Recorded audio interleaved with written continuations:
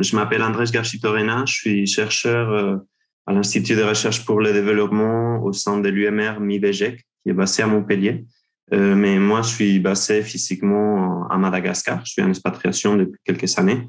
Et à Madagascar, je travaille avec différentes institutions, dont l'Institut Pasteur et autres, mais ce travail que je vous présentais, c'est en étroite collaboration avec l'ONG Pivot, dont je vais parler tout à l'heure, et dont je suis le directeur scientifique associé, et aussi avec des chercheurs de l'Université d'Harvard, où j'avais fait mon postdoc, et bien sûr, toute étude à Madagascar sur la santé, notamment sur le système de santé publique, ça s'est fait en étroite collaboration avec le ministère de la Santé publique de Madagascar. Donc, le travail que je vais vous présenter, c'est autour de la couverture sanitaire universelle et notamment comment est-ce que les barrières géographiques peuvent poser un défi assez important pour avoir de progrès dans les politiques de santé, couverture sanitaire universelle. Et c'est une étude qu'on a fait dans un district rural de Madagascar.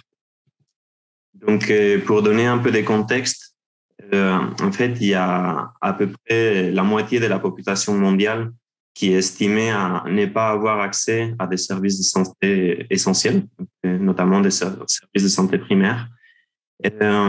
Et en fait, ce gros défi d'accès aux soins, il est dû à différentes barrières. Les barrières d'accès aux soins sont multiples et variées, mais dans cette présentation, on va s'occuper des principales barrières qui sont les barrières financières d'accès aux soins et les barrières géographiques. Donc, parmi les barrières financières, on voit que plus les gens ils doivent payer de leur poche pour des services qui soient préventifs ou curatifs, plus ils doivent payer de leur poche, moins elle va être l'obtention, l'utilisation de ces différents services. Donc là, par exemple, dans le graphique à gauche, on voit l'utilisation ou l'accès à des différents services préventifs. Donc, ça peut être produits préventifs, comme l'accès aux moustiquaires, à des désinfectants de l'eau, à des savons, choses qu'on sait clairement qui vont réduire le risque des maladies. Et on voit une diminution en général assez exponentielle dès que les gens doivent payer directement de leur poche pour ces produits. Et c'est similaire quand on parle de services curatifs. On voit à peu près les mêmes tendances. À droite, on voit quelque chose assez similaire, c'est-à-dire que pour l'accès géographique, plus les gens ils vivent loin d'un centre de santé, ils doivent marcher pendant des minutes, des heures jusqu'au service de santé, on voit également une diminution qui est en général exponentielle dans leur utilisation des soins. Et ça, on l'a vu dans plein de pays. C'est assez cohérent, assez consistant comme relation. Donc, bien sûr, pour tous ces différents problèmes, il y a des solutions. Donc, la première solution qui fait partie des objectifs du développement durable, c'est la couverture sanitaire universelle. Donc, au niveau international, on pousse beaucoup pour que les pays développent ce genre de politiques, dont l'objectif principal, c'est de réussir à avoir un accès équitable à des services de santé, notamment services de santé primaires, de qualité pour tous, partout dans un pays. Bien sûr, la route est longue, pardon. Mais ces types de politiques, elles sont focalisées, la façon d'arriver à ça, en général, c'est à travers la protection financière. Donc, ça cible vraiment les barrières financières d'accès aux soins, en général par des assurances maladie, au niveau que ce soit national ou régional.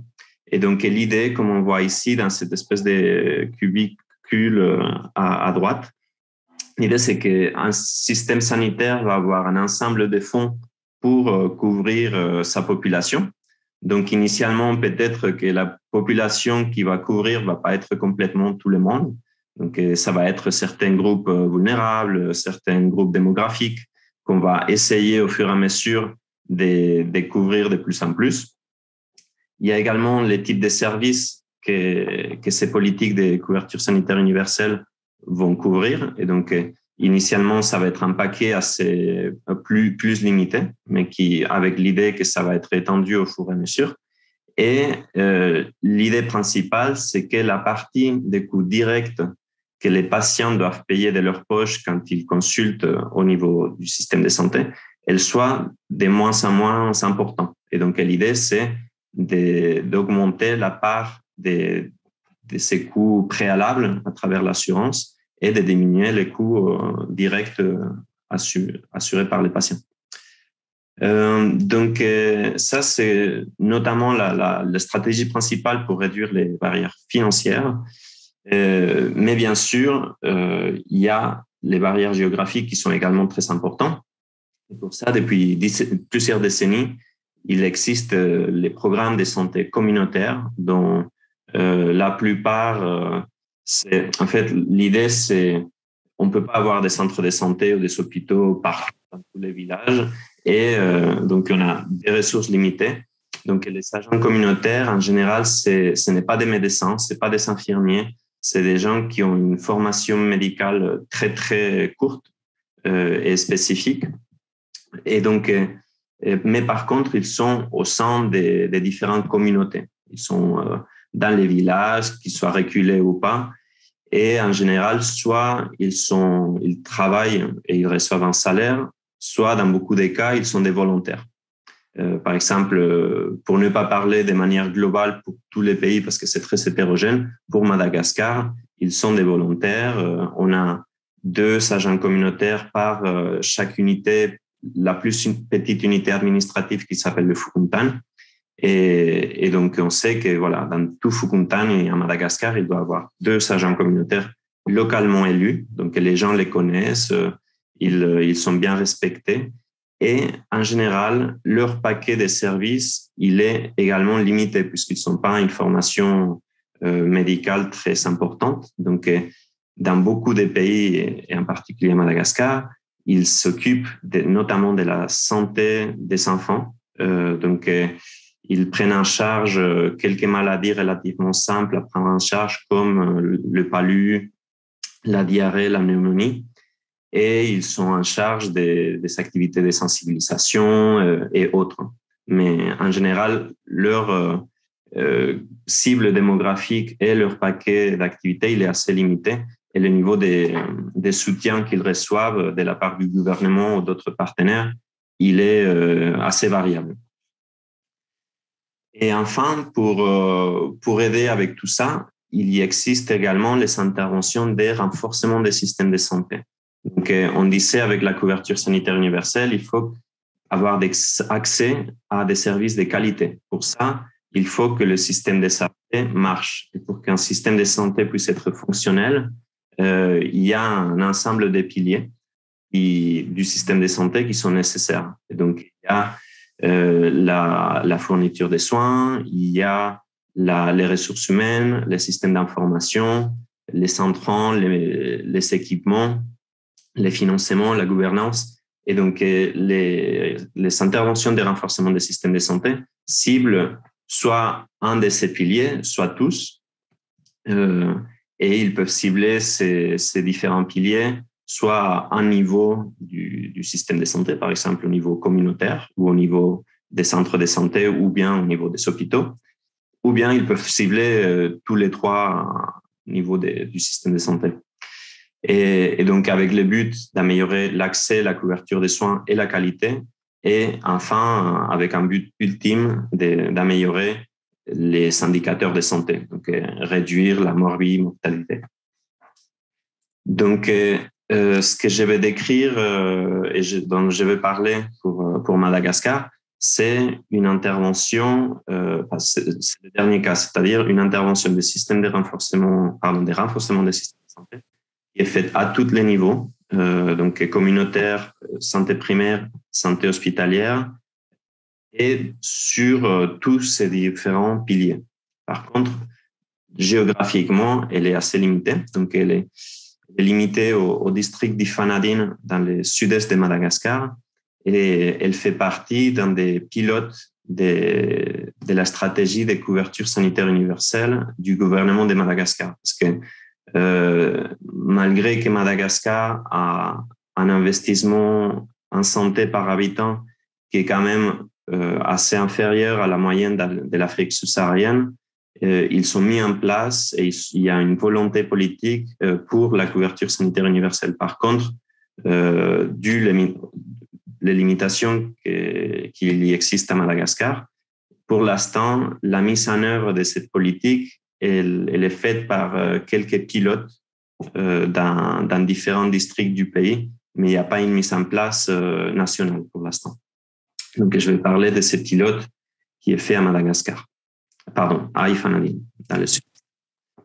Donc, en fait, les principes de cette intervention des couverture sanitaire universelle et renforcement des systèmes de santé à Ifanadine, c'est, comme je disais, il y a une intervention qui est faite programmatique au niveau du système de santé, à la fois au niveau communautaire, que vous pouvez voir sur cette carte en vert, tous ces petits points un peu partout dans les districts, au niveau des centres de santé, qui sont ces croix rouges que vous voyez, et au niveau hospitalier. En général, à Madagascar, il y a un hôpital de référence du district par chaque district.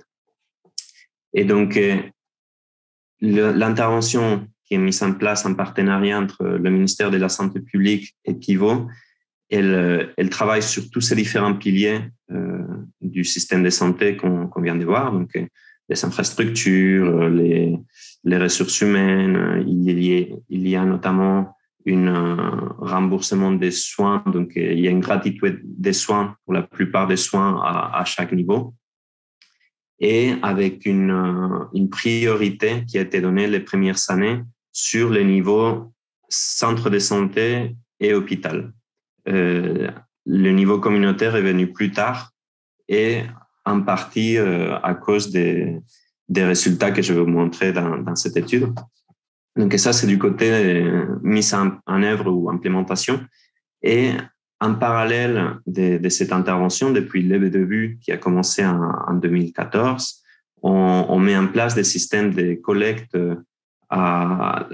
que ce soit au niveau du système de santé, mais aussi au niveau populationnel. On a une cohorte longitudinale auprès des 1600 ménages. Et l'idée, c'est de mesurer d'une manière assez rigoureuse les impacts, les coûts, essayer d'améliorer, d'adapter l'intervention qui est faite de manière continue en fonction des résultats qu'on obtient, donner des informations clés pour les politiques nationales et générer des nouvelles connaissances en santé mondiale à travers ces pilotes un peu locaux.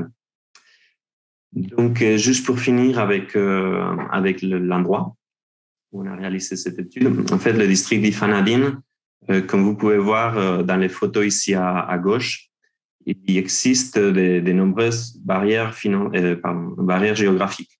Le district, il est vraiment accidenté, il y a de nombreuses collines partout. Quand il n'y a pas de collines dans les vallées, c'est normalement dédié à la culture du riz. Et il y a de nombreuses rivières, ruisseaux, etc., qui traversent le district partout, pas souvent avec des ponts. Et donc, l'accès par des véhicules, que ce soit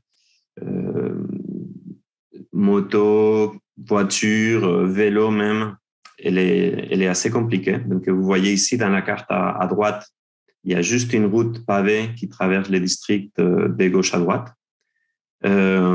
Ensuite, il y a seulement 2 axes non pavés, un vers le nord, un vers le sud, qui sont partiellement accessibles par 4x4, même pas totalement. Et le reste, c'est un ensemble de chemins dont la plupart se font à pied.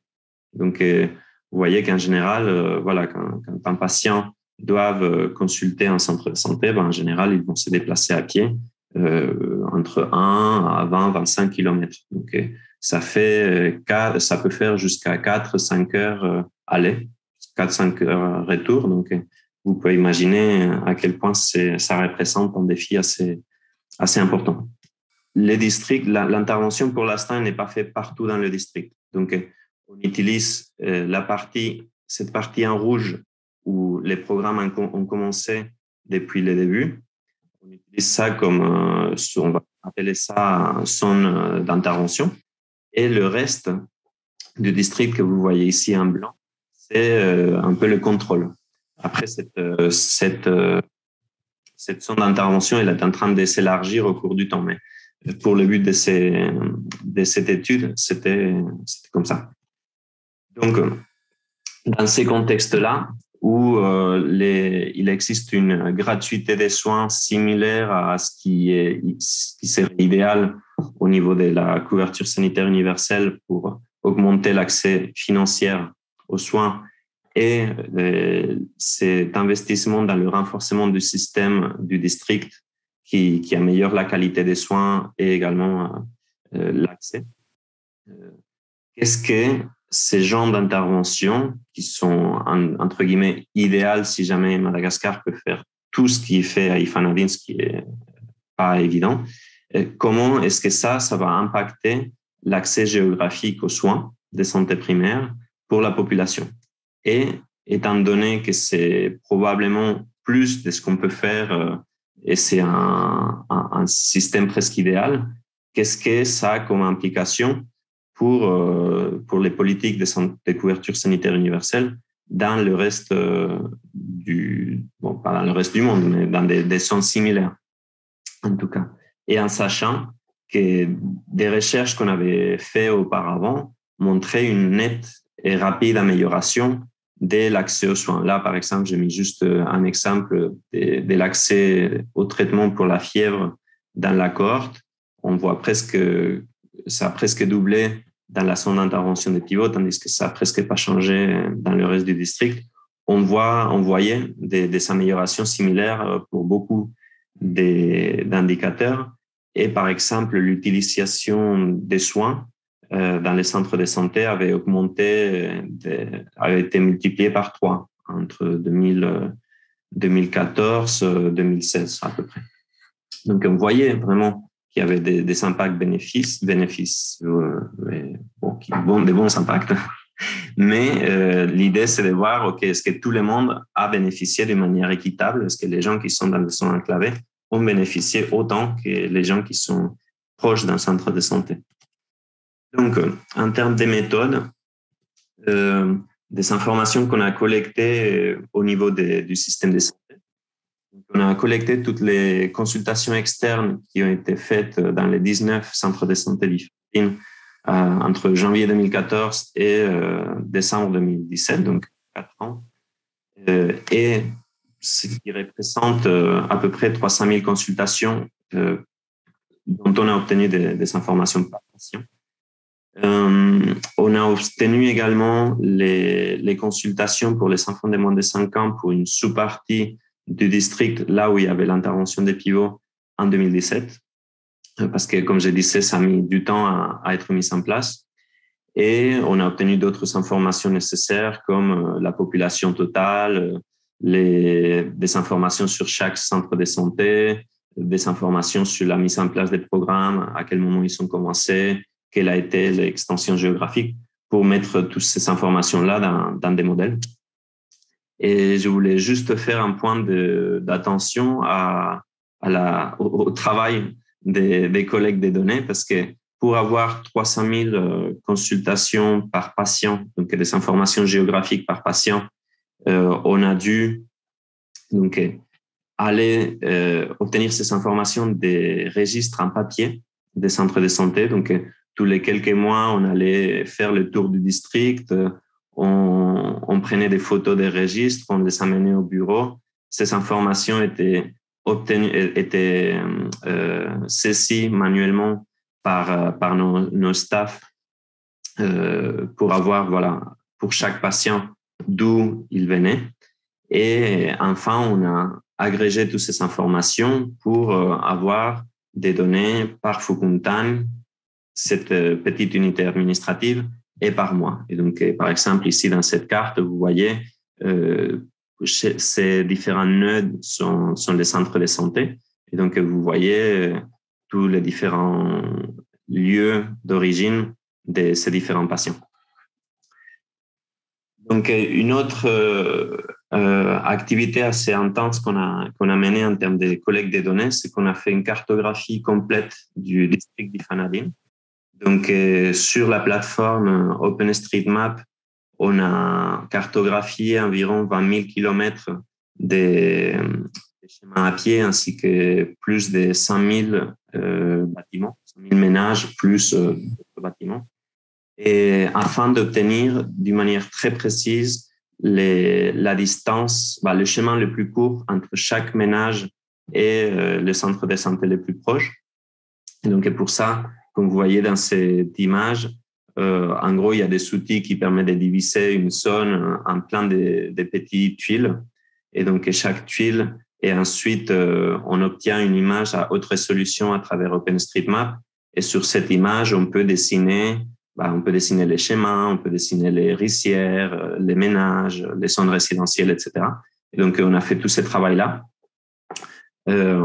Et ensuite, en parallèle, on a fait du travail sur terrain pour obtenir la vitesse des marches à pied selon différentes conditions. Par exemple, quand tu montes la colline, quand tu la descends, quand tu traverses une rizière ou une zone résidentielle ou une rivière.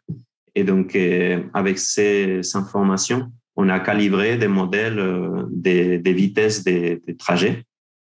Et donc, tout ça nous a permis d'obtenir des estimations très précises pour les 100 000 ménages ou 100 000 bâtiments d'Ifanadim, à la fois de leur distance selon les chemins les plus courts et la vitesse selon ces modèles calibrés avec le travail sur terrain.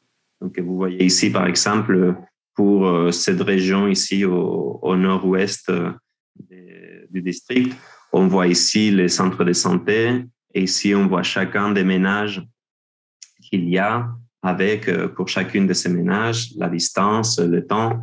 Et donc, ce qui nous a permis de faire des cartes à très haute résolution de l'accès aux soins.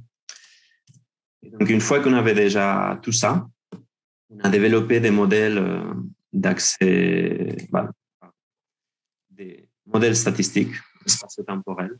Donc, on a utilisé des analyses de séries temporelles avec des groupes contrôle dans lesquels ce qu'on a modélisé, c'était l'utilisation per capita, donc par personne, au sein de chaque Fukuntan par mois au niveau du centre de santé. Et, même si on parle pour l'instant de santé communautaire et santé primaire, mais il faut que ce soit clair que cette analyse que je vais présenter jusqu'à presque la fin, ça va concerner l'accès et l'utilisation au niveau des centres de santé.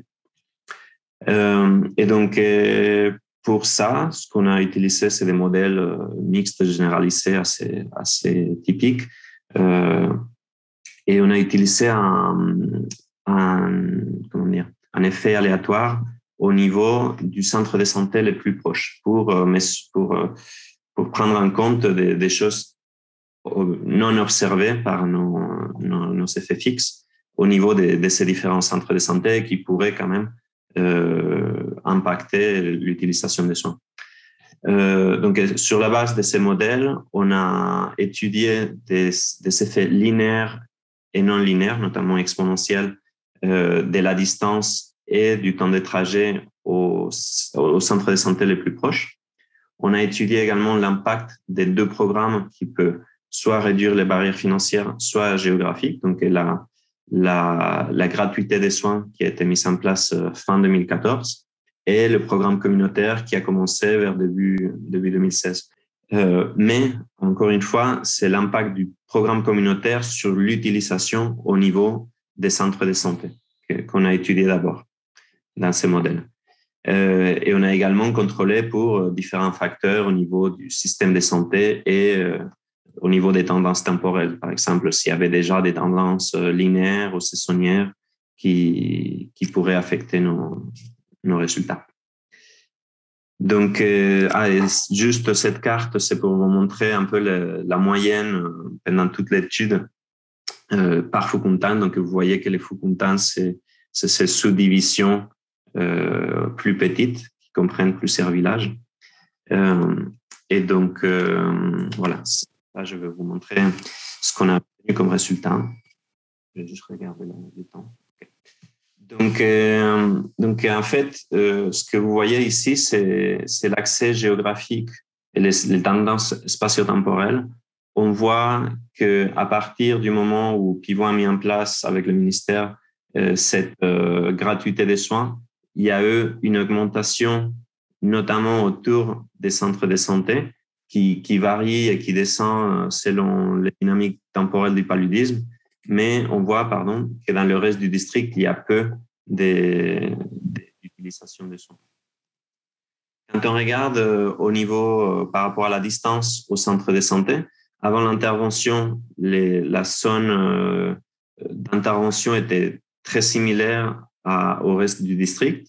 Il y avait une diminution exponentielle par rapport à la distance, mais le plus qu'il y avait d'utilisation des soins, c'était à peu près une consultation par personne par an, tandis que quand il y avait la gratuité des soins, ça a vraiment augmenté jusqu'à 2 à 3 consultations par personne par an, mais avec une réduction très, très rapide dans les 5 premiers kilomètres et qui ensuite continue à partir des 5 kilomètres vers les 20 kilomètres.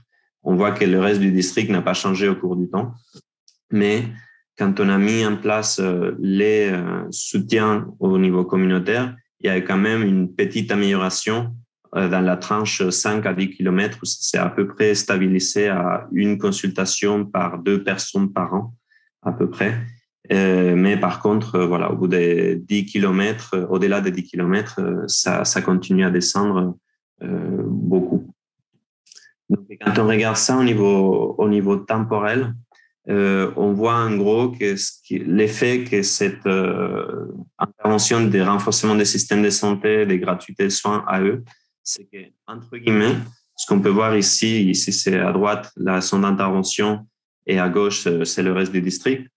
Entre guillemets, on peut dire que la gratuité des soins a décalé de 5 km l'utilisation. Ce que je veux dire par ça, si on compare les deux côtés, l'utilisation dans la tranche de 5 à 10 km dans la zone où il y avait la gratuité des soins, elle est à peu près comme l'utilisation dans un centre de santé qui n'est pas soutenu et dont il ne bénéficie pas de la gratuité des soins. Et c'est la même chose pour les tranches 10 à 22 km. Elle est à peu près pareille que la tranche 5 à 10 km dans un centre de santé pas soutenu. Donc, c'est en quelque sorte positif, mais c'est aussi, on reste quand même avec des niveaux d'utilisation assez limités. Donc, comme je disais, on a fait des modèles qui nous ont permis de caractériser tous les facteurs qui ont une influence sur l'utilisation spatio-temporelle. Et donc, avec ces modèles, on a fait des prédictions. On a fait des prédictions dans un scénario sans renforcement des systèmes de santé, sans gratuité de soins nulle part dans le district, et avec renforcement des systèmes et gratuité des soins partout dans le district. Et ce qu'on voit, c'est que dans les scénarios sans gratuité des soins, il y avait à peu près 1% de la population du district qui aurait une consultation par personne par an ou plus, ce qui est très, très, très, très peu. Tandis que quand il y a ces genres d'intervention, on estime que presque 25%, donc un quart de la population, aurait une consultation par personne par an au plus, ce qui laisse quand même 3/4 de la population avec un niveau d'utilisation des soins quand même assez limité. Et l'idée des politiques de couverture sanitaire universelle, comme je disais, c'est pour tout le monde, accès pour tous, partout. Et donc ici, c'est accès pour 25%, ceux qui sont proches d'un centre de santé. Donc, ça montre un peu quels sont les défis géographiques de ces genres de politiques si elles sont juste focalisées sur les centres de santé. Et donc, pour finir, on a pour une année où il y avait déjà des programmes communautaires en place et soutenus, on a regardé quel était l'effet pour les enfants de moins de 5 ans. Et donc, ce qu'on voit, c'est qu'il y a une augmentation exponentielle de l'utilisation communautaire par rapport à la distance. Et en pratique, ça réduit et ça limite énormément l'effet de la distance sur l'utilisation des soins de santé primaire, parce que tous les enfants, quelle que soit leur distance au centre de santé, ils sont de 2 à 3 consultations par an. Et dans les 15 à 20 kilomètres, la santé communautaire représente à peu près 90% des consultations de santé primaire, tandis que dans les 2 à 3 premiers kilomètres du centre de santé, elle représente juste 10%. Donc voilà, juste pour conclusion, et je vois que j'ai pris un peu plus de temps que prévu, on voit les barrières géographiques à la santé primaire peuvent persister même dans des bonnes conditions de renforcement des systèmes de santé et qui visent à mettre en place des stratégies de couverture sanitaire universelle, notamment dans des zones rurales où on les a testées. Donc, bien sûr, enlever les barrières financières et renforcer le système de santé peuvent nettement améliorer l'accès aux soins, comme on l'a vu. Mais malgré ces interventions, cette relation exponentielle avec la distance au centre de santé persiste et limite énormément l'accès aux soins pour les populations qui sont à plus de 5 kilomètres, ce qui veut dire à peu près à plus d'une heure de marche. Et donc, c'est pour ça qu'on pense qu'on a besoin de beaucoup plus de soutien aux programmes communautaires parce qu'ils peuvent compenser par ces distances et ces barrières géographiques. Et donc, idéalement, l'idée, ce serait de les soutenir plus et pour qu'ils puissent également couvrir, avoir un cible démographique plus grand et un paquet de services plus important. Je pense qu'avec ça, j'ai fini. Ouais. Donc, merci beaucoup, Misocha, comme on dit en malgache. Je veux dire merci.